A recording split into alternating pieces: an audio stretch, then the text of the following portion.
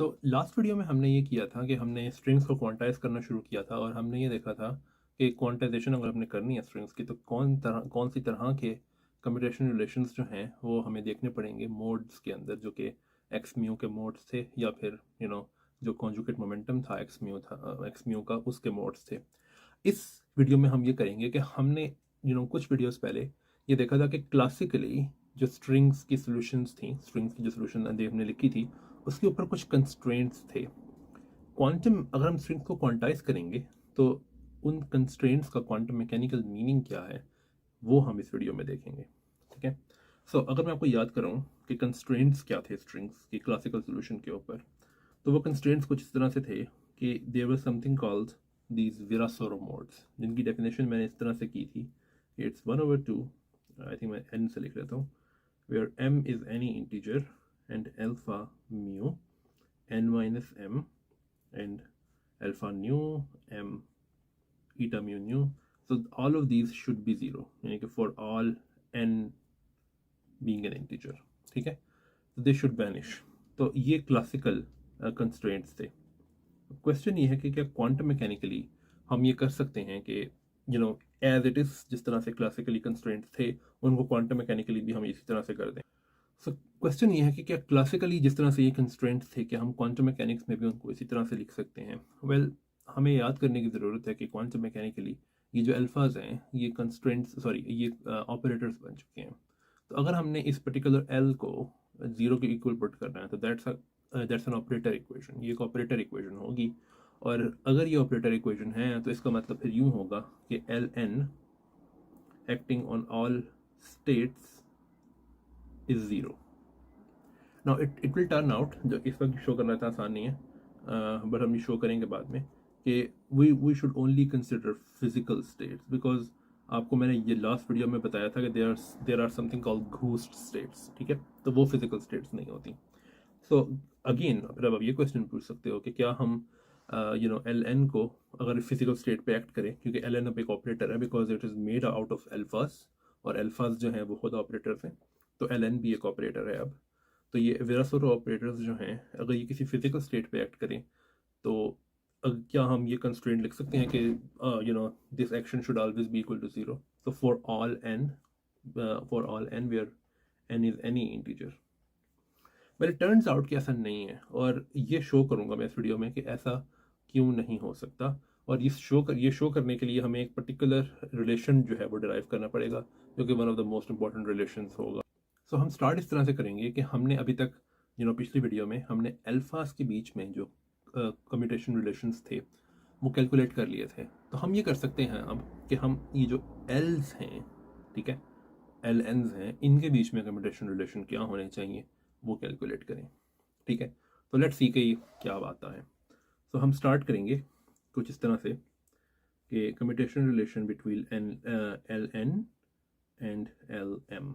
ठीक है, so this should be equal to 1/4, क्योंकि ये दोनों में से 1/2 का साइन आएगा, और हम दो समेशन वेरिएबल्स चूज करते हैं। So one of them can be L and one of them can be के। ठीक है, इस तरह से और इसके बाद अलावा ये जो ईटा के वो होंगे, दो फैक्टर्स आएंगे, लेकिन इंडिसेस अभी हम डालते हैं। So one of them is alpha mu N minus L, alpha nu L, alpha rho m minus K, alpha rho K. एक पे इंडिसेस आएंगे म्यू एंड न्यू, एक पे इंडिसेस आएंगे दूसरे पे सिग्मा, रो एंड सिग्मा। अब हम ये पर्टिकुलर ये जो कम्यूटेशन रिलेशन है ये कैलकुलेट करते हैं, और इसके लिए हमें कुछ भी नहीं ज़रूरत सिवाय किसी चीज़ की ज़रूरत नहीं है सिवाय जो कम्यूटेटर जो है उसकी कुछ प्रॉपर्टीज़ के। अगर आप कम्यूटेटर की प्रॉपर्टीज़ लगाओ, आप पहले ये वाला ये ऑपरेटर बाहर निकाल सकते हो, और एक बार में ये कम्यूटेशन रिलेशन आएगा, और इसमें ये वाला ऑपरेटर बाहर आ जाएगा। ओके, मैं पहले ये कोड कर दूं कि मैं कौन सी प्रॉपर्टी जो है वो बार बार यूज़ कर रहा हूँ। कम्यूटेटर्स की ये प्रॉपर्टी होती है कि this thing where A B and C are any operators plus A C times B. और यही चीज़ तब भी सही होती है अगर ये जो प्रोडक्ट है ये दूसरी एंट्री पे आ रहा हो। So then it will be like A B C plus B A C, ठीक है। सो ये मैं प्रॉपर्टी 2 दफ़ा यूज़ कर रहा हूँ क्योंकि दोनों ही एंट्रीज में हमारे पास प्रोडक्ट्स मौजूद हैं, ठीक है। सो इसको ज़रा केयरफुली यूज़ करना है इस प्रॉपर्टी को। तो पहले मैं वो सिर्फ एंट्रीज लिखूंगा जिसमें ये वाला ऑपरेटर बाहर जाएगा, ठीक है। So A mu N minus L, okay. इसमें एक एंट्री इस तरह से आएगी और एक एंट्री इस तरह से आएगी,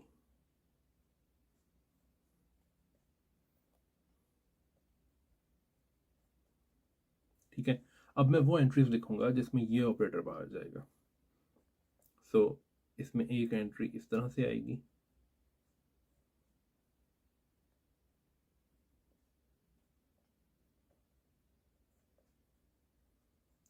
और एक एंट्री इस तरह से आएगी जिसमें ये ऑपरेटर तो अंदर होगा यहाँ पे, लेकिन ये बाहर जाएगा, राइट। ओके, सो अब हम हर कम्यूटेशन रिलेशन को उसके कॉरेस्पॉन्डिंग एक्सप्रेशन के साथ जो है वो एक्सचेंज करना शुरू करते हैं।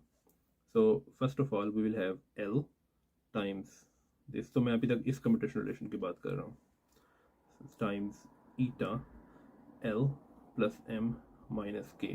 अब सॉरी ईटा नहीं है, डेल्टा है। अच्छा, यहाँ पे मैं एक चीज़ बता दूँ, वो ये कि थोड़ी सी ब्रेविटी ऑफ नोटेशन के लिए हम कई दफ़ा ये करते हैं कि एक क्रोनेकर डेल्टा जो है उसको हम इस तरह लिखते हैं कि there is something and then there is some other thing, ठीक है।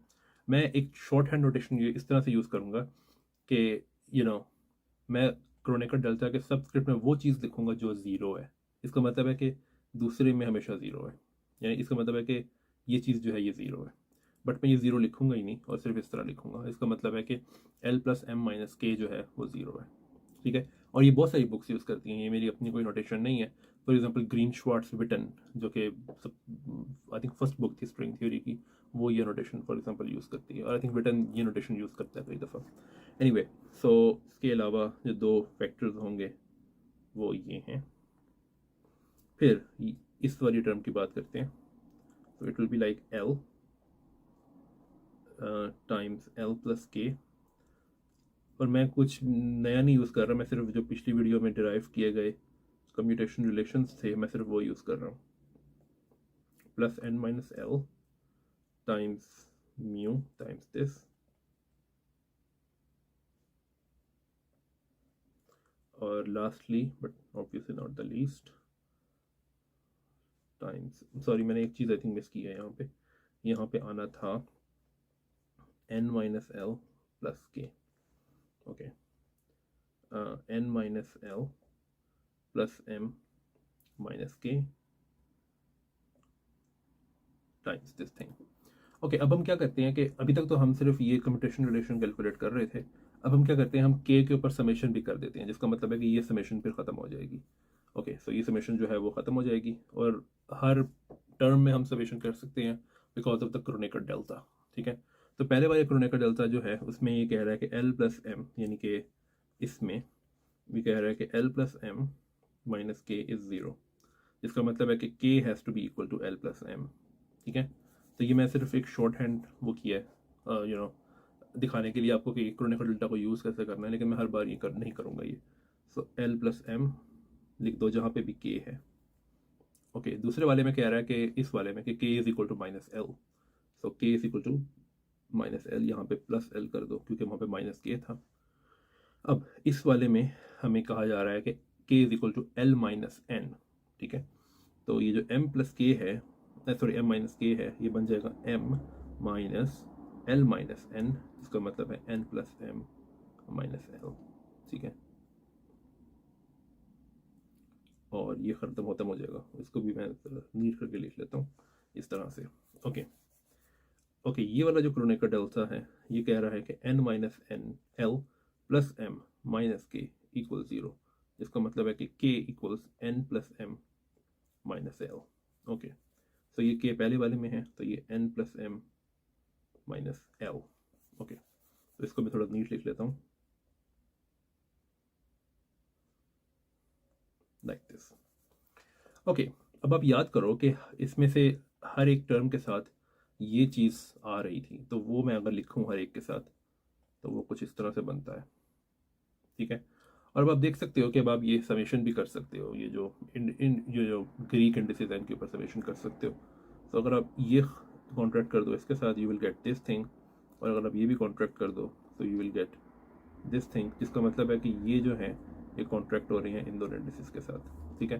तो अगर आप सिग्मा इंडेक्स का नेम चेंज कर दो तो you will get this, and you will see कि अगर आप ये यही चीज़ बाकियों के साथ भी करो तो you will always get this structure.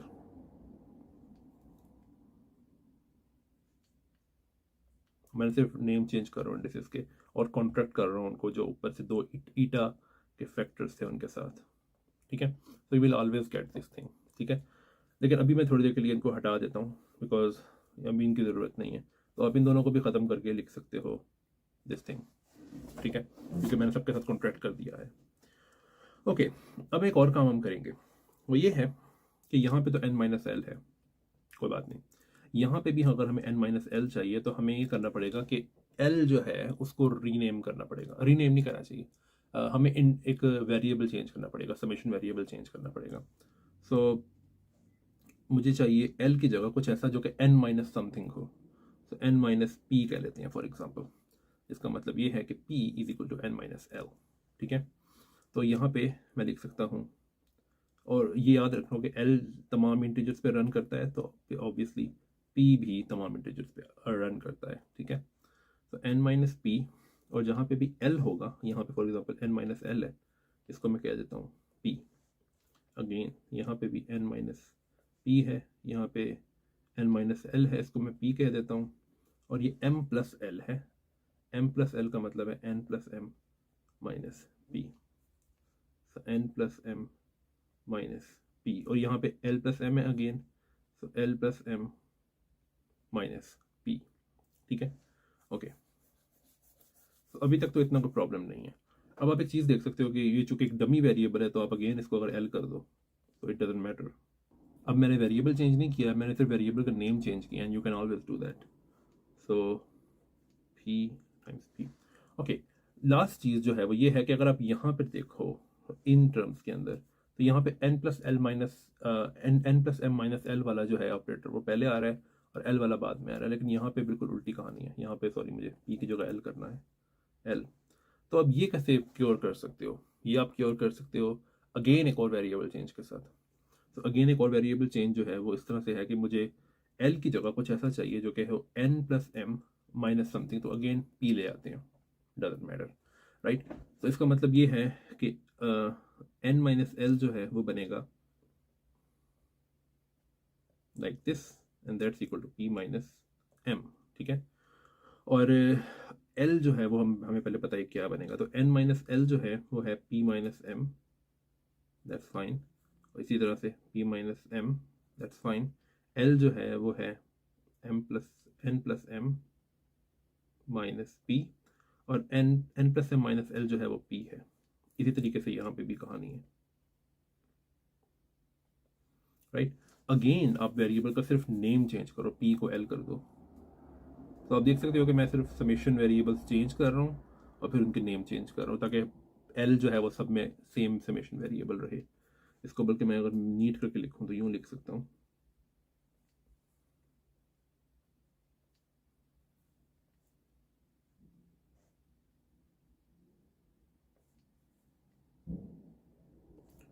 सिर्फ नेम चेंज किया। अब आप एक चीज़ देख सकते हो वो ये है कि ये सारे के सारे जो टर्म्स हैं ये बिल्कुल एक जैसे हैं, ठीक है। तो इनको आप कॉमन ले सकते हो, और ये जो इनके प्री फैक्टर्स हैं ये डिफरेंट हैं। So l minus M plus L minus M ये दो दफ़ा है, क्योंकि एक ये है और एक ये है, और n माइनस एल भी दो दफ़ा है, plus n minus L plus n minus L, और ये सब के सब जो है इनके साथ n plus M minus L, और ये है। तो आप देख सकते हो कि एल्स जो हैं ये यहाँ पे कैंसिल हो जाते हैं और मिलता है आपको 2 टाइम्स n माइनस एम, और साथ में वही जो कि आपके पास था पहले से, ठीक है। तो ये वो रिजल्ट है जो कि हमें ऊपर पुट करना है। सो ये जो सारे का सारा कम्यूटेटर है इसकी जगह हमें लिखना है 2 times n minus M times this times this, और इसको मैं अब मिटा सकता हूँ क्योंकि ये सिर्फ डेरिवेशन थी और कुछ भी नहीं है। अब इस 2 को 4 से कैंसिल कर सकते हो and you will gate 1/2 L being the summation variable, और साथ में n माइनस m भी आएगा, वो मैं भूल गया, times this thing times this thing times this thing. लेकिन अगर आप गौर से देखो और विरासोरो जो ऑपरेटर्स थे उनकी डेफिनेशन देखो, तो ये कुछ भी नहीं है सिवाय इसके n minus m times Virasoro of, यानी कि L of n plus m। Because अगर आप n प्लस m की डेफिनेशन देखो तो it will be like 1/2 L being a summation variable alpha mu n plus m minus L like this। ठीक है, तो हमने अब कैलकुलेशन कर ली है कम्यूटेशन रिलेशन की, जो कि यू नो विरासोरो जनरेटर्स, मैं अभी यूज़ नहीं करूँगा वर्ड, लेकिन जो विरासोरो ऑपरेटर्स का है। So it's n minus m of n L of n plus m। Now here's the thing, इस पर्टिकुलर एल्जेब्रा का एक नेम है, इसको कहते हैं विट एल्जेब्रा। और अगर आप मेरी क्वांटम फील्ड थ्योरी की प्लेलिस्ट देख रहे हो, जो कि आपको देखनी पड़ेगी एक टाइम पे, थोड़ी देर बाद, अगर आपने ये स्ट्रिंग थ्योरी का कोर्स जो है वो कंटिन्यू करना है, तो आपने ये पर्टिकुलर एल्जेब्रा जो है वो कन्फॉर्मल ट्रांसफॉर्मेशंस इन 2 डायमेंशंस के कॉन्टेक्स्ट में भी देखा होगा। बिकॉज अगर आप ये देखो कि कन्फॉर्मल ट्रांसफॉर्मेशंस इन 2 डायमेंशंस जो हैं उनके जनरेटर्स जो हैं उनका एल्जेब्रा क्या होता है, तो that's nothing but the wheat algebra. ठीक है, सो इस आपको यहाँ पे दिख रहा है कि string theory has this conformal symmetry, जो कि मैं पहले भी आई थिंक बात कर चुका हूँ एक वीडियो के अंदर। यहाँ पे एक छोटी सी प्रॉब्लम है, और वो छोटी सी प्रॉब्लम नहीं है एक्चुअली, वो काफ़ी मेजर प्रॉब्लम है, और वो ये है कि अगर आप विरासोरो ऑपरेटर की बात करो, तो इसकी अगर हम डेफिनेशन लिखें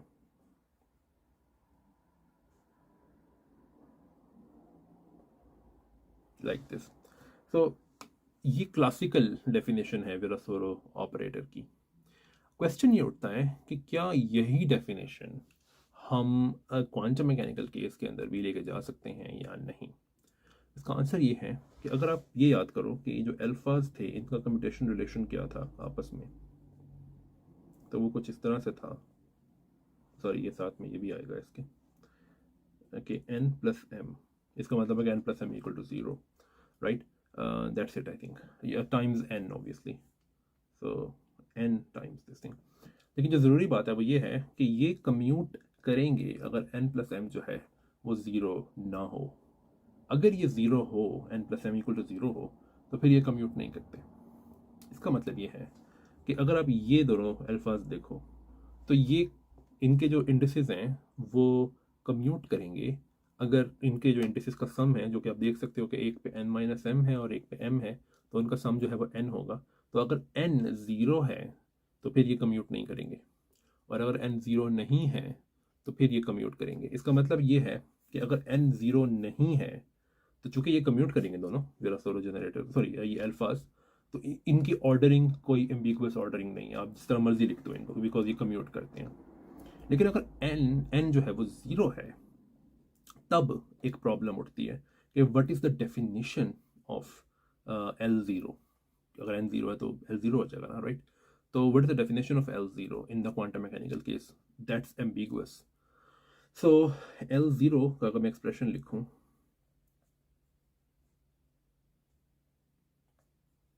so it will be like minus m times this thing, और आप देख सकते हो कि इनके ये जो indices हैं, they sum to 0, so we don't even know कि L0 जो है इसका एक्सप्रेशन क्या होना चाहिए क्वांटम मैकेनिकल केस में। So the thing is that कि अगर तो ये बात सही है, तो अब आप यहाँ पे एक चीज़ देख सकते हो, और वो ये है कि ये यहाँ पे ये जो अल्फाज थे, ठीक है, ये जो अल्फाज हैं इनके भी अगर आप वो ऐड करो इंडिसेस, तो इनके इंडिसेस का जो सम आता है दैट्स n प्लस m। ठीक है, सो अब अगेन ये कम्यूट करते हैं अगर n प्लस m जो है वो इक्वल टू 0 हो। लेकिन अगर n plus m equal to 0 ना हो तो फिर ये कम्यूट नहीं करते। इसका मतलब ये है कि इसमें भी एक ऑर्डरिंग एम्बिग्विटी है, ठीक है। तो और वो ऑर्डरिंग एम्बिग्विटी कब आएगी? वो तभी आएगी जब n plus M equal to 0 होगा। लेकिन हमें ये पता है कि अल्फाज का जो कम्यूटेटर है, जो कि मैंने अभी ऊपर लिखा था, मैंने मिटा दिया है, तो उनका कम्यूटेटर जो है वो एक नंबर के इक्वल है, दैट्स अ कांस्टेंट, ठीक है। तो हो ये सकता है कि अगर तो n plus M equal to 0 है, तो इस फॉर्मूला के अंदर, ये जो फॉर्मूला मैंने लिखा है ऑपरेटर अलजेब्रा का, ये वाला, इसमें कोई एडिशनल कांस्टेंट टर्म ऐड हो जाए जो कि अल्फाज के कम्यूटेटर से निकल कर आएगी, ठीक है। लेकिन वो कांस्टेंट टर्म जो कि सिर्फ तभी होनी चाहिए जब n प्लस एम जो है वो इक्वल टू 0 हो। तो इसका मतलब है it should be some constant term multiplied by delta of n plus M, ठीक है। इसका मतलब है कि जब n प्लस एम 0 होगा तभी ये टर्म आएगी, वरना ये टर्म नहीं आएगी। अभी जो सारा आर्गुमेंट मैंने दिया है, दैट्स नाइव, थोड़ा सा नाइव लगता है ये, और ये इजी टू अंडरस्टैंड शायद आपको लगता हो, लेकिन इसको आप बिल्कुल मैथमेटिकली रिगरस बना सकते हो। और अगर अगेन आप मेरी कन्फॉर्मल फील्ड थ्योरी वाली प्लेलिस्ट देख रहे हो, तो आप वहाँ पे आपने नोट किया होगा कि मैंने ये चीज़ बोली थी कि there is something called central extension of an algebra, ठीक है। तो ये जो मैंने सारा आर्ग्यूमेंट दिया है आपको, ये सर दरअसल ये बताने के लिए दिया है कि there has to be a central extension of this Witt algebra, ठीक है।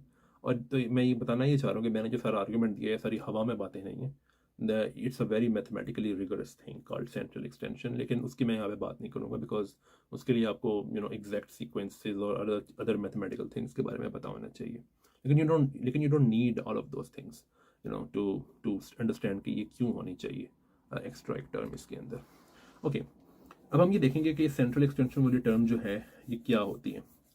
सो पहली बात तो ये है कि मैं सारी की सारी डिराइव नहीं करूँगा, वो इसलिए क्योंकि मैं वो पहले डिराइव कर चुका हूँ अपनी कन्फॉर्मल फील्ड थ्योरी वाली प्लेलिस्ट के अंदर, और मैं इस वीडियो के नीचे लिंक दे दूँगा अगर आपने जाके देखना हो कि ये जो एक्स्ट्रा टर्म है ये क्या होनी चाहिए। तो मैं आपको ये बता सकता हूँ कि एक्स्ट्रा टर्म जो है वो मैंने वहाँ डिराइव की थी, and it was C/12 times n square minus 1 times delta n plus m। और ये C क्या है?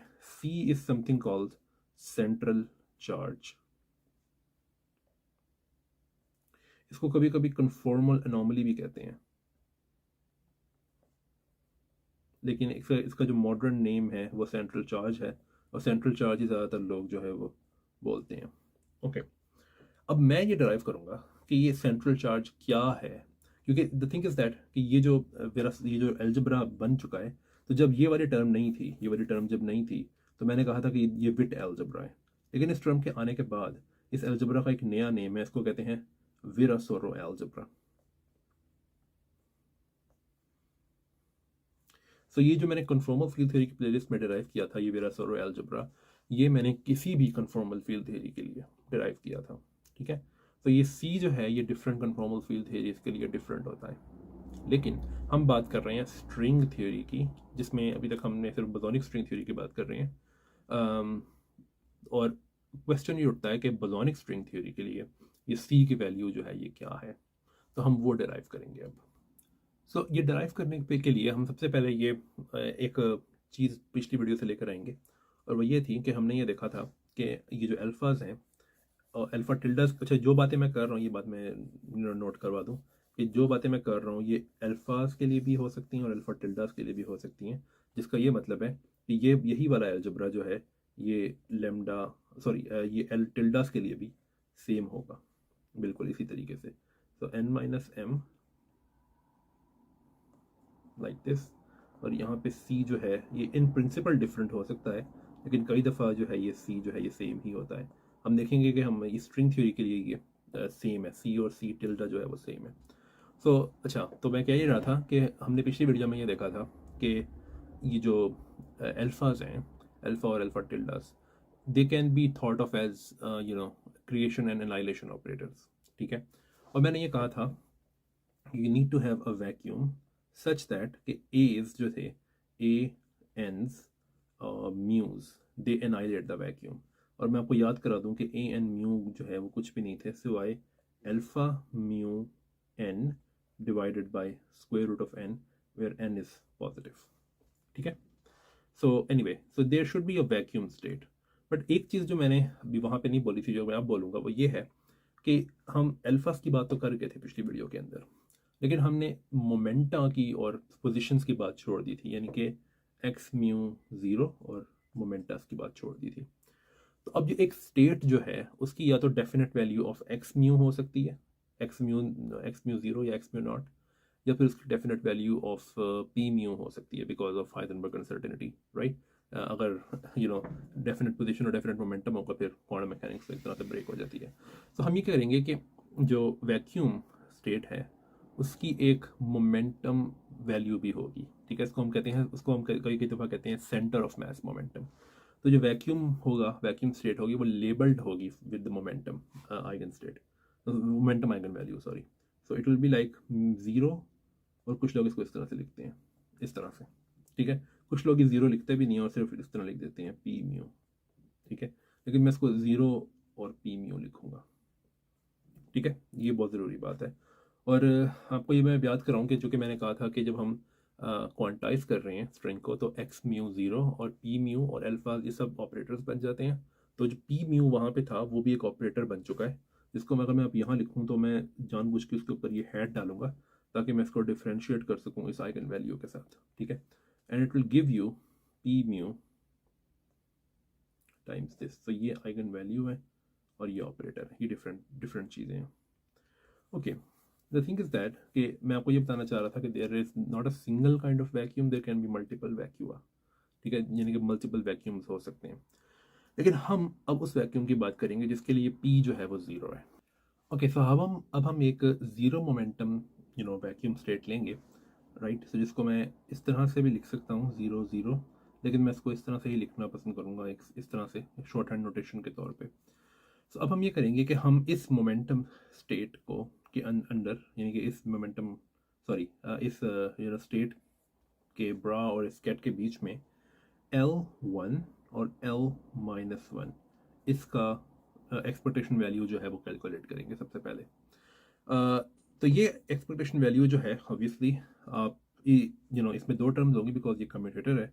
तो ये इस तरह से आएगा L1 L-1 minus L-1 and L1, ठीक है।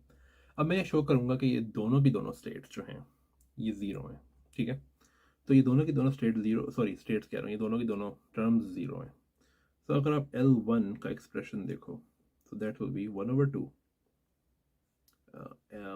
m being an integer, alpha mu 1 minus m alpha alpha nu m and this thing। अब इसको मैं ज़रा साइड पे लिख लेता हूँ यहाँ पे फॉर एग्जांपल, और अगर मैं L1 को एक्ट करवाऊँ इस ज़ीरो मोमेंटम वैक्यूम स्टेट के ऊपर, हमें यह पता है कि अल्फा के ऊपर जो ये जो सबस्क्रिप्ट है अगर ये नेगेटिव हो तो it acts like an creation operator, ये हमने पिछली वीडियो से सीखा था। और अल्फा के ऊपर ये जो सबस्क्रिप्ट है अगर ये पॉजिटिव हो तो it acts like an annihilation operator. इसका मतलब है कि ये चीज़ जो है ये इसके ऊपर अगर एक्ट करेगी, यानी कि ये चीज़ ये ज़ीरो होगी अगर m जो है वो नेगेटिव होगा। लेकिन आप एक चीज़ देख सकते हो, हमने ये कुछ वीडियोस पहले ये देखा था कि अल्फ़ा ज़ीरो म्यू जो है it's proportional to this momentum operator, ठीक है। तो ये मोमेंटम ऑपरेटर हमने देखा था थोड़ी देर पहले कि मोमेंटम ऑपरेटर अगर इस ज़ीरो मोमेंटम स्टेट के ऊपर एक्ट करेगा तो it will also give you zero. तो इसका मतलब है कि अगर आपको इस चीज़ को नॉन ज़ीरो बनाना है तो m has to be positive, sorry m has to be negative, ठीक है, अदरवाइज इट वोंट वर्क। इसका मतलब है कि m can go from minus infinity to -1, but ये अजीब सी लिमिट्स से छुटकारा आप इस तरह हासिल कर सकते हो कि m को -m कर दो, तो जिसकी वजह से m can go from 1 to infinity, और फिर ये +m हो जाएगा और ये -m हो जाएगा। अब आप एक चीज़ देख सकते हो कि ये दोनों जो है ये कम्यूट करते हैं बिकॉज इनके इंडिसेस का सम जो है वो ज़ीरो नहीं है। इसका मतलब है कि ये इस तरह से भी लिखा जा सकता है, सॉरी -m+1, ठीक है। लेकिन अब आप देखो समेशन के अंदर m हमेशा पॉजिटिव है, इसका मतलब है कि ये m+1 हमेशा पॉजिटिव होगा और ये चीज़ अगेन फिर आपको ज़ीरो दे देगी। इसका मतलब है कि it has to be zero for all the values of m, ठीक है। इसका मतलब ये हुआ कि L1 when it acts on the vacuum it's zero, और वैक्यूम में ज़ीरो मोमेंटम वैक्यूम होना चाहिए, ये बहुत ज़रूरी है। इसी सेम तरह की रीजनिंग से ये एक्सरसाइज के तौर पे आप ले सकते हो कि आप प्रूव कर सकते हो कि L-1 acting on the zero momentum vacuum also gives you zero, ठीक है। तो जिसका मतलब है कि ये दोनों की दोनों स्टेट्स जो है, सॉरी टर्म्स जो हैं ये ज़ीरो हैं, जिसका मतलब है कि here we go, this is zero. लेकिन एक और चीज़ है, अगर आप विरासोरो अलजेब्रा यूज़ करो, तो मैं विरासोरो अलजेब्रा अगर लिखूँ यहाँ पे,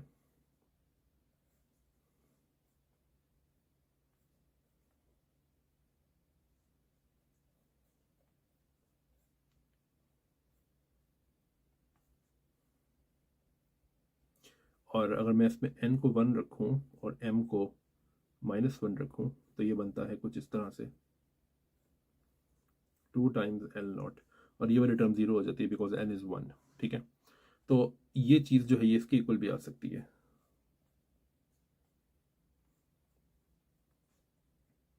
इक्वल टू 2 टाइम्स, ठीक है, और ये भी ज़ीरो है, जिसका मतलब ये होता है कि ज़ीरो और L0 zero, this is zero, ठीक है। तो ये चीज़ इंपॉर्टेंट है, ठीक है। सो अभी तक हमने सिर्फ ये डिराइव किया है कि L0 का जो एक्सपेक्टेशन वैल्यू है इन ज़ीरो मोमेंटम वैक्यूम स्टेट्स वो ज़ीरो है, ठीक है। लेकिन अभी तक हमने सी को कैलकुलेट नहीं किया, वो हम अब करेंगे। अब हम ये करेंगे कि हम कैलकुलेट करेंगे ये चीज़ L2 and L-2, sorry, acting on this zero momentum vacuum state. तो इसको हम दो तरीक़ों से कैलकुलेट करेंगे। सबसे पहले हम इसको यूज़ करेंगे विरासोरो अलजेब्रा, इस पे ऊपर यूज़ करेंगे विरासोरो अलजेब्रा। सो अगर आप विरासोरो अलजेब्रा ये वाला कैलकुलेट करो, it gives you 4 times L0 plus C/12 times 2 times 2 square minus 1, और यहाँ पे आना चाहिए डेल्टा 2 माइनस 2, लेकिन वो तो 1 है तो इसकी ज़रूरत नहीं है। This will give you 2 times 3 which is 6, 6/12 is just 1/2, so it's C/2। सो अब अगर आप ये कैलकुलेट करो ऊपर वाली चीज़ ये वाली,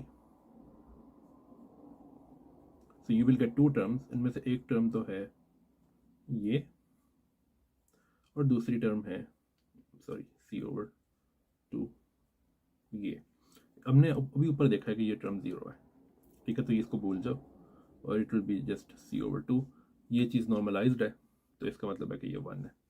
इसका मतलब ये है कि एक्सपेक्टेशन वैल्यू ऑफ L2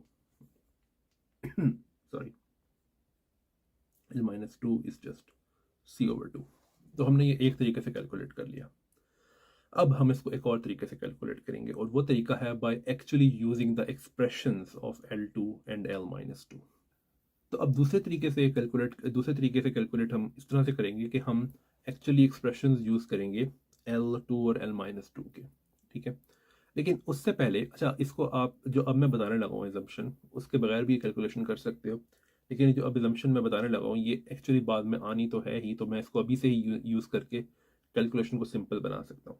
और वो एजम्पशन ये है कि अगर आप ये याद करो कि बात स्टार्ट कहाँ से हुई थी सारी की सारी इस वीडियो के अंदर, तो वो बात यहाँ से स्टार्ट हुई थी कि ये जो कंस्ट्रेंट्स हैं, ये वाले कंस्ट्रेंट्स, क्या ये तमाम के तमाम n के लिए हम कह सकते हैं कि ln acting on the physical state is zero.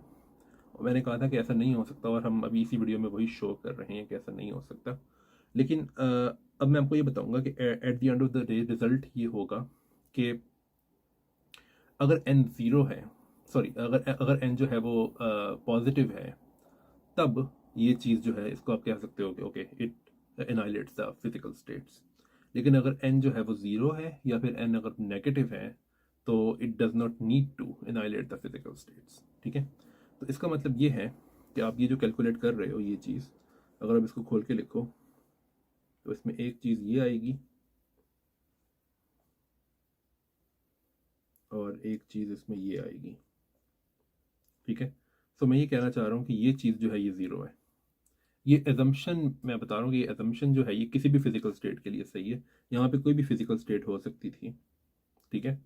लेकिन ये अगर यहाँ पे ज़ीरो मोमेंटम वैक्यूम है, तो आप चेक कर सकते हो using the expressions for the L2 and L-2 कि ये चीज़ एक्चुअली ज़ीरो है। ठीक है, ये आप एक एक्सरसाइज के तौर पे ले सकते हो, ये इतना मुश्किल नहीं है शो करना। इसका मतलब है कि सिर्फ एक टर्म रह गई है हमारे पास जो कि ये वाली है, और अब हम शो करेंगे कि ये जो चीज़ है ये नॉन ज़ीरो है, और इसका जो भी आंसर आएगा that should be equal to C/2, और वहाँ से हमें C की वैल्यू मिल जाएगी। तो अब हम ये चीज़ कैलकुलेट करते हैं। So you will gate 1/4 because दोनों L से 1/2 आएगा। दो समेशन वेरिएबल्स चाहिए,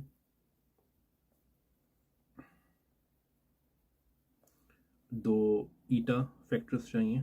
ओके, अब यहाँ पे होगा eta alpha mu n, sorry 2 minus n alpha nu n alpha rho minus 2 minus m alpha sigma m acting on the vacuum. ठीक है, बल्कि इसको इस तरह से लिखते हैं ताकि ऐसा ना लगे कि ये कोई कम्यूटेशन रिलेशन है।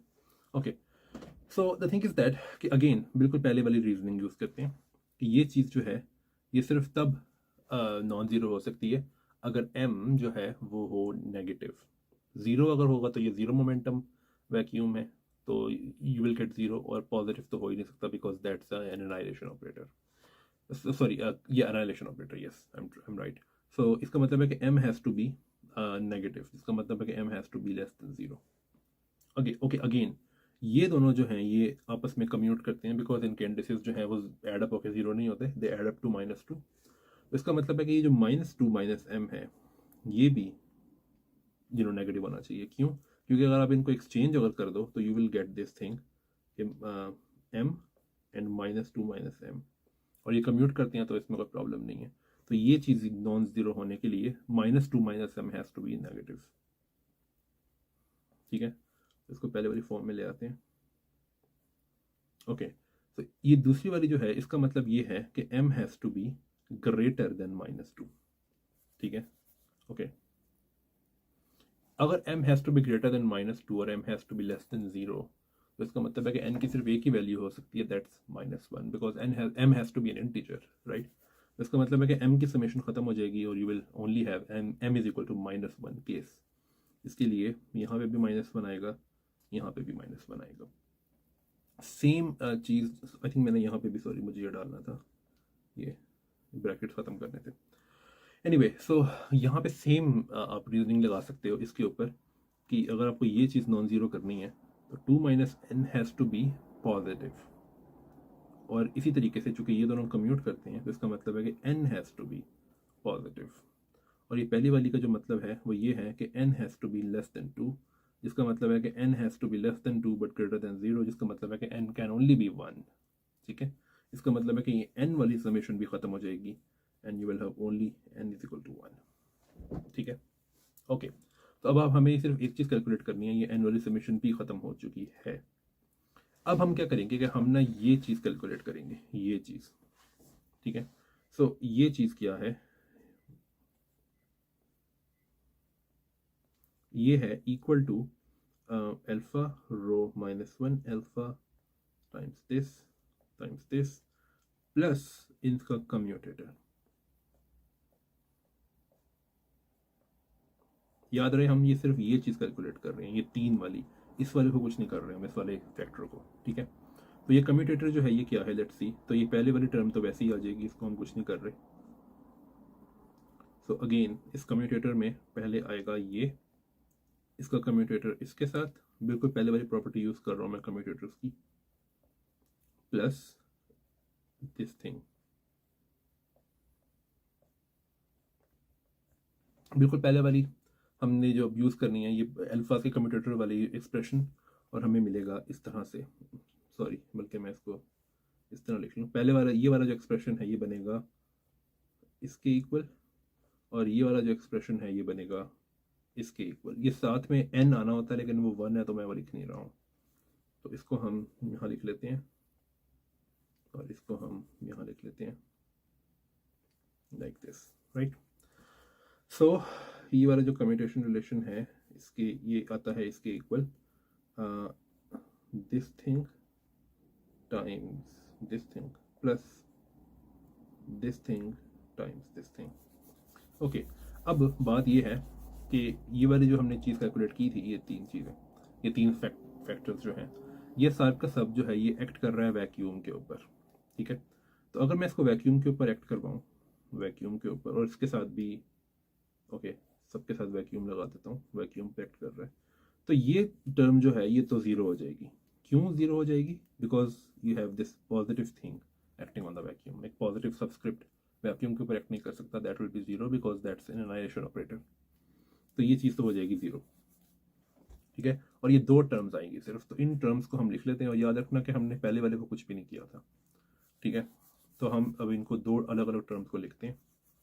तो पहली टर्म में आएगा अल्फ़ा सिग्मा -1, और इसके साथ आएगा ये, और दूसरी टर्म है, तो ये पहली टर्म में भी आ रहा है और ये दूसरी टर्म में भी आएगा, तो मैंने इसलिए इसको दोबारा लिखा है, alpha rho -1 like this. Okay, so ये दो अलग अलग टर्म्स आ गई हैं हमारे पास। अब अगेन हम इसमें कम्यूटेशन रिलेशंस बिल्कुल पहले वाले यूज़ करेंगे, तो ये बनेगा, तो ये 1/4 जो ऊपर लिखा हुआ था वो मैं अब दोबारा नीचे लिख रहा हूँ लाइक दिस। सो अब ये वाली टर्म जो है ये देखते हैं क्या बनती है। तो ये बनेगा इस तरह से टाइम्स दिस, और अब ये वाली टर्म जो है ये इस तरह बनेगी कि सॉरी लाइक दिस। और अब अगर आप इनको यू नो जितनी भी कॉन्ट्रैक्शंस है वो सबके सब अगर आप कर दो, तो you will gate 1/4 times 1 sorry like this,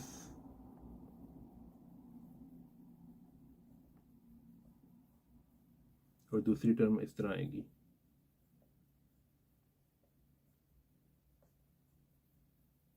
अब अगर आप फॉर एग्जांपल पहली वाली देखो, इसमें अगर आप ये कॉन्ट्रैक्शन कर दो तो you will get this thing, फिर अगर आप ये कॉन्ट्रैक्शन कर दो तो you will get this thing, और अगर आप ये लास्ट वाली कॉन्ट्रैक्शन भी कर दो तो यू विल गेट जस्ट, ये सब के सब एक दूसरे के साथ कॉन्ट्रैक्ट हो जाएगा एट द एंड। मैं दोबारा करके दिखाता हूँ ताकि अगर मैंने तेज़ी से किया तो समझ आ जाए दोबारा। तो पहले वाली कॉन्ट्रैक्शन अगर आप कर दो you will get this thing, ये वाली कॉन्ट्रैक्शन अगर आप इसके साथ कर दो तो you will get sigma contract हो जाएगा और रो नीचे आ जाएगा, राइट। और अगर आप ये कॉन्ट्रैक्शन करोगे तो आप देख सकते हो सब कुछ कॉन्ट्रैक्ट हो जाता है एक दूसरे के साथ, and you will get equal to, ये जो नंबर होगा that will be equal to the number of dimensions you have. तो if you have d dimensions you will have d, ठीक है। और यहाँ पे भी आप देख सकते हो कि सेम ही चीज़ आएगी, आप खुद करके देख सकते हो दूसरी वाली टर्म जो है, तो यू विल गेट d/2, ठीक है। तो जो हमने कैलकुलेट करना था ये वाली चीज़, ये हमने पहले कैलकुलेट की, इट वाज c/2, और ये हमने दोबारा कैलकुलेट की, और हमने देखा था कि दूसरी टर्म ज़ीरो हो जाती है, तो this turned out to be d/2। इसका मतलब है कि ये दोनों इक्वल होने चाहिए, एंड इसका मतलब ये है कि central charge is equal to the number of dimensions. यहाँ पे एक इंपॉर्टेंट बात है जो कि मैं बाद में भी बार बार करूँगा, वो ये है कि स्ट्रिंग थ्योरी पढ़ते वक्त कई दफ़ा लोग इन दो चीज़ों के दरमियान जो है वो वो हो जाते हैं, कंफ्यूज हो जाते हैं, सेंट्रल चार्ज और नंबर ऑफ डायमेंशंस, ठीक है।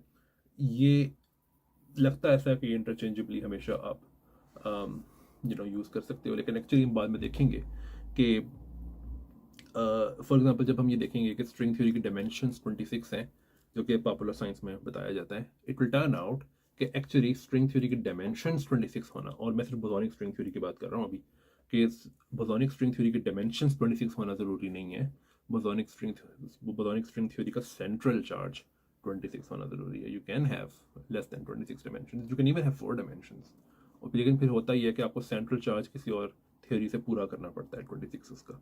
इसके बाद में हम बाद में भी करेंगे बाय द वे, लेकिन अब हम स्टार्ट में हमने एक क्वेश्चन पोस्ट किया था इस वीडियो के, वो हम आंसर कर सकते हैं अब। तो हम अब ये देख सकते हैं कि स्ट्रिंग थ्योरी के लिए, हम जो स्ट्रिंग थ्योरी स्टडी कर रहे हैं उसके लिए जो विरासोरो एल्जेब्रा है उसकी जो फाइनल फॉर्म है वो कुछ यूँ है। तो यहाँ पे c/2 था, यहाँ पे अब c/12 था, अब यहाँ पे d/12 हो जाएगा। तो n² -1 लाइक दिस, ठीक है। अब मैंने स्टार्ट में कहा था कि ऐसा नहीं हो सकता कि आप ln को अगर फिजिकल स्टेट पर वेक्ट कर रहा है तो आप सब n के लिए उसको ज़ीरो कर दो। वो इसलिए नहीं कर सकते बिकॉज अगर आप ये अज्यूम करो कि आप L N acting on a physical state for all N अगर ज़ीरो कर दो, तो इट टर्न्स आउट कि अगर आप इसको इसके ऊपर एल एम अगर एक्ट करवाओ तो it should still be zero. ठीक है, इसका मतलब ये है कि अगर आप एल एम और एल एन इस तरह से एक्ट करवाओ फिजिकल स्टेट के ऊपर, it should still be zero. जिसका मतलब ये है कि एल एन और एल एम जो है इसका कम्यूटेटर अगर आप एक्ट करवाओ फिजिकल स्टेट पे तो it should still be zero. लेकिन अगर आप विरासोरो एल्जेब्रा यूज़ करो तो यू गेट दिस थिंग।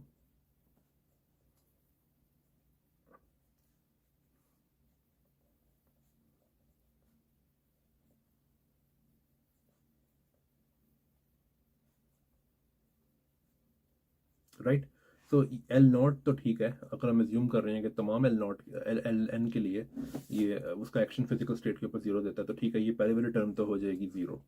ठीक है, लेकिन ये दूसरी वाली term it may not be zero, और ये तब जीरो नहीं होगी जब एम और एन जो है उनका सम जो है वो नॉन जीरो होगा। तो इसका मतलब ये है कि अगर आप फॉर एग्जांपल कंसिडर करो एल एन और एल माइनस एन का एक्शन इस तरह से, तो you will get 2 times N. Okay, तो ये चीज़ ख़त्म हो जाएगी। तो इसका मतलब है कि ये चीज़ भी फिर ज़ीरो होनी चाहिए, जो कि सच नहीं है। ठीक है, तो देयर इज़ अ कॉन्ट्रडिक्शन, आप ये देख सकते हो। इसका मतलब है कि आप तमाम एंड्स के लिए ये बात नहीं कर सकते कि उनका एक्शन फिजिकल स्टेट्स के ऊपर ज़ीरो हो। और आप देख सकते हो कि ये कॉन्ट्रडिक्शन कहाँ से रही है। कॉन्ट्रडिक्शन इस तरह से आ रही है कि अगर आप एक एन लो और एक माइनस एन लो, तो इसका मतलब है कि एन और माइनस एन का जो बिहेवियर होना चाहिए फिजिकल स्टेट्स के ऊपर वो डिफरेंट होना चाहिए। और ये आई थिंक पहले बता चुका हूँ आपको, जब मैंने कैलकुलेशन शॉर्ट करने के लिए एक ट्रिक यूज़ किया था, और जो उसकी डिटेल्स थी वो आपको एज एन एक्सरसाइज दे दी थी। वो बात मैं बताई जो थी वो ये थी कि एल एन जो है उसको हम फिजिकल स्टेट्स के ऊपर तब ज़ीरो लेंगे जब एन जो है वो पॉजिटिव है। That's it.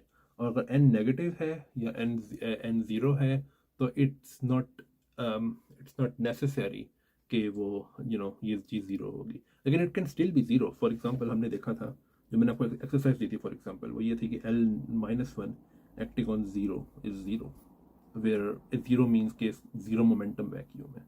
Right, we will see कि there will be states such that कि L0 acting on those physical states is not zero।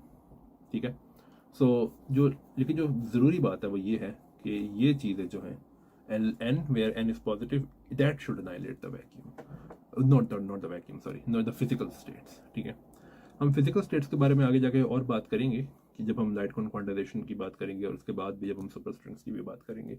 लेकिन अभी तक इस वीडियो में हमने सिर्फ ये किया है कि जो क्लासिकल कंस्ट्रेंट्स थे उनको हमने ट्रांसलेट किया है quantum mechanically. Right, so until the next video.